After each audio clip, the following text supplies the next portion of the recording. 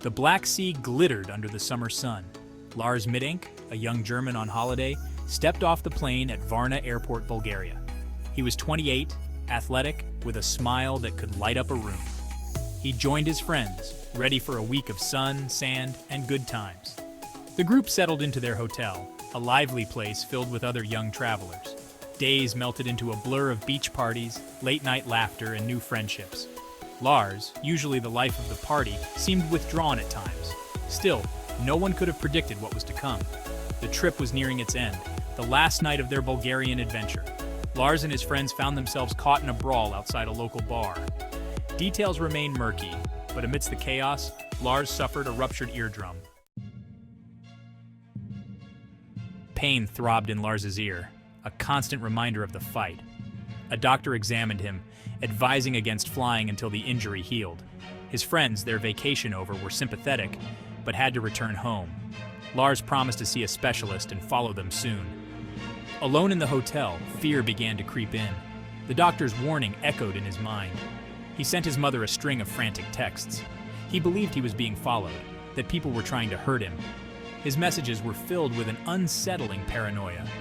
His mother, alarmed, urged him to see a doctor again to get help. Something was wrong, terribly wrong, but what? Lars assured her he would. He packed his bags, checked out of the hotel, and headed for the airport. Varna Airport bustled with travelers, a sea of faces and languages. Lars, however, seemed lost in his own world. He called his mother again, his voice a strained whisper. He couldn't shake the feeling that he was being watched, hunted. He was last seen on the airport's security cameras. Wearing a bright yellow t-shirt, he paced the terminal, looking over his shoulder, his movements jerky and erratic. He clutched a plastic bag, its contents unknown. He approached an airport doctor, his anxiety palpable. He spoke of the fight, the injury, the men who were after him. The doctor, sensing his distress, recommended a full examination at the airport clinic. Lars agreed, but then something shifted. As if a switch had been flipped, a surge of panic overtook Lars. He bolted.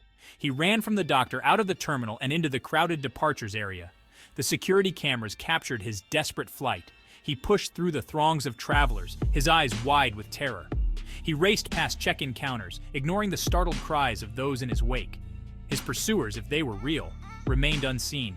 He reached the airport's perimeter, a chain-link fence separating him from freedom. With a burst of adrenaline, he scaled the fence, tearing his clothes, and disappeared into the thick Bulgarian forest. The search for Lars began immediately. Police, dogs, helicopters, all were deployed in a desperate attempt to find the young German. The forest, dense and unforgiving, yielded no trace. The mystery deepened. His family clung to hope, traveling to Bulgaria, retracing his steps, desperate for answers. They appealed to the public, their pleas broadcast across news channels and social media. Leads trickled in, sightings reported, but none panned out. Years have passed, seasons have changed, but Lars Mittank has never been found. The official investigation remains open, but the trail has long gone cold.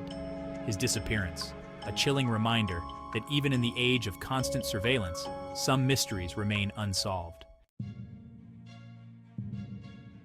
Theories abound. Did Lars suffer a psychotic break triggered by the head injury? Was he truly in danger, the victim of a crime that went undetected? Or did he, in a moment of fear and confusion, simply lose his way, vanishing into the wilderness, his fate unknown? The vanishing of Lars Mittank is a story of a life interrupted, a mystery that refuses to be solved. It is a stark reminder of the fragility of life, of the unknown that lurks at the edges of our everyday existence. Lars's story, though unresolved, continues to haunt, a chilling whisper in the darkness, reminding us that sometimes people just vanish,